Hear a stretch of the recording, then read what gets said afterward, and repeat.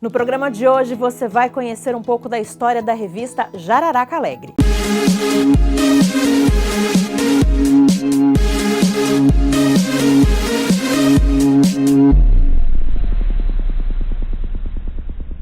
A Jararaca Alegre é uma publicação que começou como jornalzinho de colégio nos anos 70. De lá para cá, passou por várias fases até chegar ao formato que tem hoje. A edição mais recente é a de número 17, que traz todo o conteúdo em quadrinhos. A gente esteve no lançamento dela no Esporte Clube Caratinga e bateu um papo com o Camilo sobre a publicação.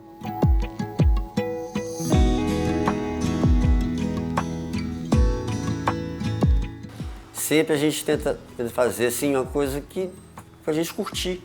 Não tem fim lucrativo, a gente só não quer ter prejuízo, mas sempre acaba bancando alguma coisa, não tem jeito.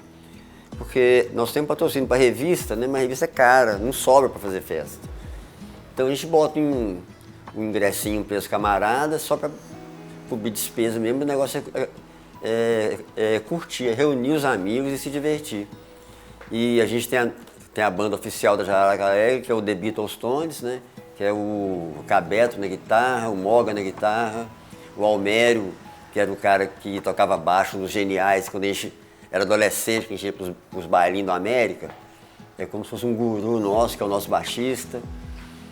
Eu faço os backing vocal e tenho os convidados, né? Por exemplo, baterista, a gente tem um monte que o que estiver podendo tocar, vem, né? Então dessa vez tem 2 bateristas dessa vez. Vai ser meia, metade com um, metade com o outro, que é o Kim e o Júnior, marido da Belquice.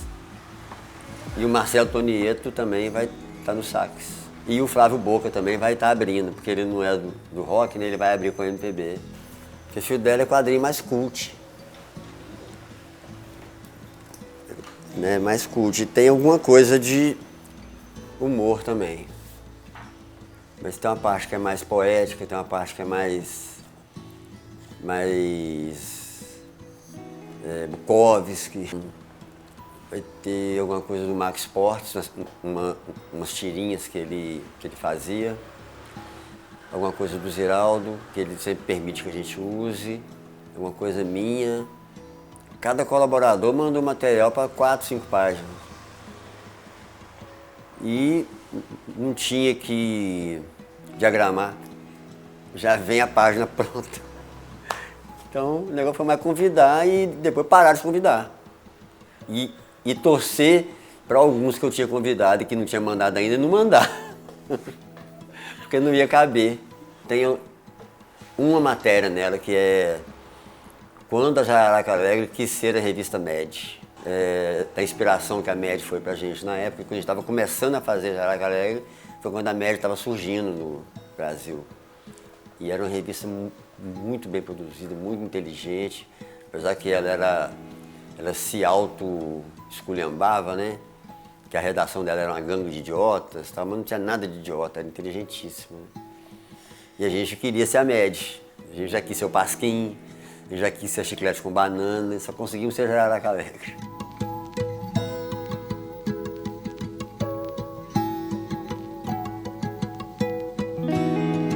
Bom, a Jararaca Alegre, nós começamos a fazer ela em 1975, lá no Colégio Estadual.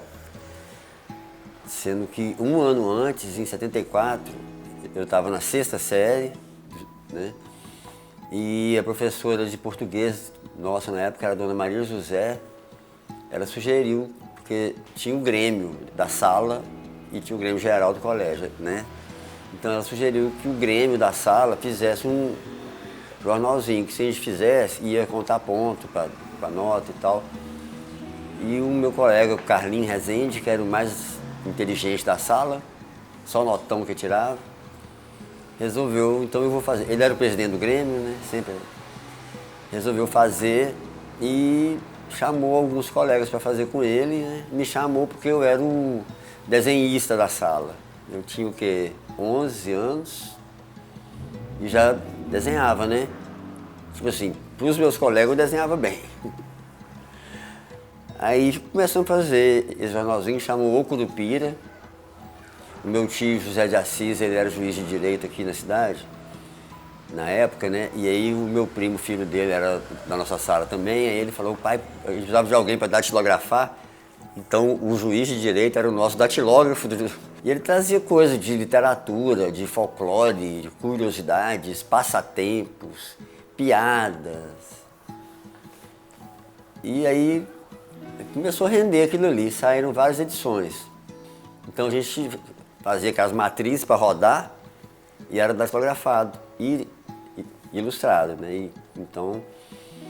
E aí no outro ano, em 75, já na 7ª série, a gente já estava mais tarimbado com esse negócio de jornalzinho, então a gente começou a fazer umas piadinhas com as pessoas, com os colegas, com os professores, dentro desse jornal Curupira. E a professora não estava gostando e o Carlinho, que era o diretor do jornal também, que era o presidente do Grêmio, não estava gostando, porque ele era, mas não, tem que fazer direitinho, tem que fazer tal. Aí a gente já estava virando mais turma do Fundão, resolvemos fazer uma coisa mais anárquica, que fosse mais voltado para zoeira. E o nome tinha que ser zoado também, né? Que foi onde surgiu a Jararaca Alegre. E a edição número 1, a data, ela veio com a data do dia 18 de junho. Não foi só mês, não foi dia. E eu vim saber depois que 18 de junho é o dia do aniversário do Paul McCartney.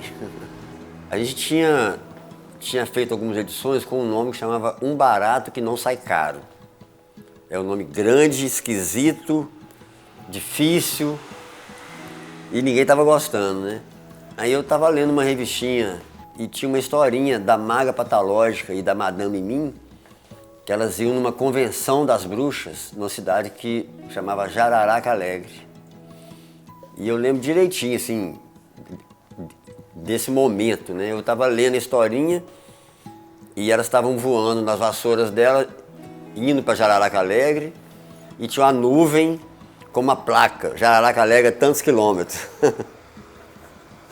Eu fiquei com aquilo na cabeça e aí eu fiz uma historinha com a Jararaca Alegre como personagem que foi publicado Um Barato Que Não Sai Caro.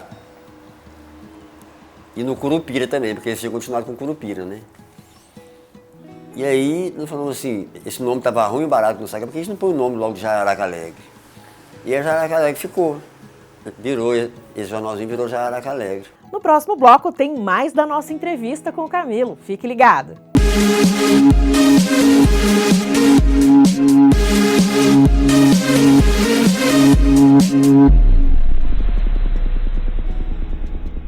Estamos de volta e hoje o papo é com Camilo Lucas, artista plástico, produtor cultural e fundador da Jararaca Alegre. Ao longo de mais de 40 anos, a revista já abordou assuntos estudantis, trouxe charges, tirinhas e cobriu eventos importantes de Caratinga.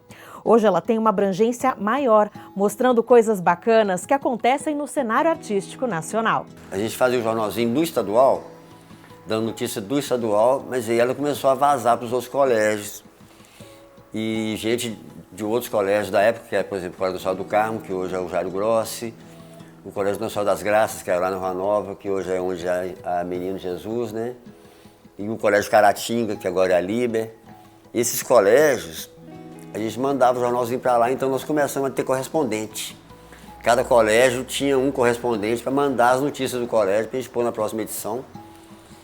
E era uma tiragem pequena, 50, 60 exemplares, ia 10 jornal para cada colégio, 10.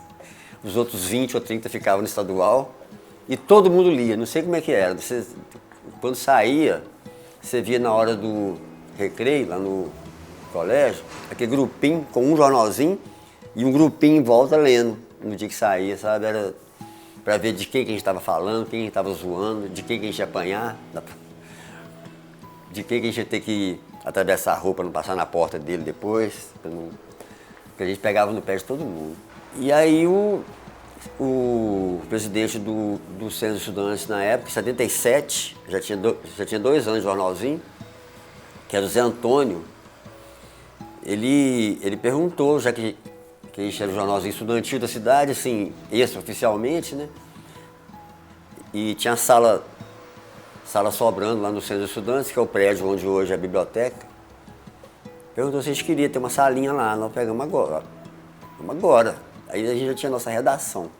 E foi esse presidente que trouxe o Raul Seixas. Eu nunca tinha ido num show de rock na minha vida, eu praticamente não saía à noite ainda. Você era muito jovem, inclusive. Eu tinha 14. E eu estava ajudando a organizar o festival de música de Caratinga, que ia trazer o Raul Seixas na cidade. Nós tínhamos combinado tudo com o pessoal, né, com o empresário, de fazer entrevista dentro do camarim no show. Foi eu e o Carlão que era da equipe da Jararaca na época, fomos nós dois com aquele gravadorzão, aquele tijolão preto, para entrevistar o Raul Seixas lá no camarim do Cine Itaúna, que era do lado do palco. E o camarim fechado e o Raul fumando maconha lá dentro e bebendo, e não saía, e nós esperando para poder entrar e entrevistar, ninguém abria a porta. Mas todo mundo querendo o Raul, e o Raul não aparecia. Começaram a quebrar, arrancar as cadeiras do cinema, as espumas, jogar para cima, gritar, jogar a lata de cerveja no palco. Aí sai o Raul, passa direto pela gente, já vai pro palco. A gente estava... o camarim ficava entre o palco e uma escadinha que subia pro palco. Você subia para a esquerda pro camarim, para a direita pro palco, né? Nós sentamos naquela escada ali, ligamos o gravador e deixamos gravar o show. Essa fita durou anos, hoje não faz nem ideia como é que ela acabou, onde é que ela foi parar. Aí foi o seguinte, acabou o tempo do estadual, né? Foi cada um para um lado, a nossa turma. E eu fui ser jargista lá em Montes Claros, no Jornal do Norte, né? E era repórter também. E aí, toda vez que eu vim em Caratinga, sempre era algum feriado, era férias, era feriadão. Então a gente sempre fazia uma Jararaca Alegre. Quando reunia a turma antiga, saía uma Jararaca Alegre. Então era caratinguense ausente, tinha uma Jararaca Alegre. Tchapo, tinha uma Jararaca Alegre. Edição de férias, tinha carnaval que eu vim passar aqui, tinha Jararaca Alegre. E aí ela passou a ser esporádica, acabou que é esporádica até hoje, né? Mas aí desde então ela nunca parou de sair. Aí de lá eu fui para Valadares, trabalhar no Diário do Rio Doce, continuei fazendo esse mesmo esquema. Aí eu ajudei a fundar o Jornal Semana, mas continuei lá em Valadares, no Diário. Mas depois de um tempo eles pediram para me vir editar o jornal. Aí eu larguei lá e voltei para cá. Casei e não saí daqui mais. E aí eu passei a publicar ela como suplemento do Jornal Semana. Uma página inteira ou um suplementozinho, mas sempre saindo como suplemento do jornal. Depois ela passou a ser um suplemento da revista Night, uma coluna da revista Night. Eu resolvi fazer ela... Eu resolvi zerar a numeração e tentar fazer ela virar uma revista mais universal, que pudesse ser lida em qualquer lugar, que não fosse restrita igual muita gente fora, né, pegava o jornalzinho, a revistinha e falava: Camilo, é mó barato, mas eu não conheço ninguém.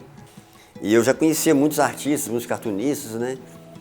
E eu era muito fã da revista Mad, da revista Chiclete com Banana, que era aquela coleção de vários cartunistas. Tinha um que era o dono da revista, mas tinha um monte de participantes e tal, e eu quis fazer uma coisa daquele estilo.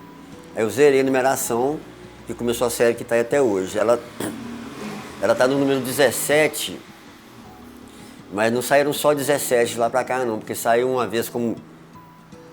Saíram duas vezes como livro, saiu uma vez como DVD, e saíram edições especiais que não foram numeradas, igual o álbum da Jararaca Alegre, o Arteiros. Então, assim, mas não teve nenhum ano que não teve nenhuma jararaca. Quem quiser saber mais sobre a revista, pode seguir o Camilo no Instagram, @CamiloLucas1963. E a Diversidade fica por aqui. Um abraço para você e até a semana que vem.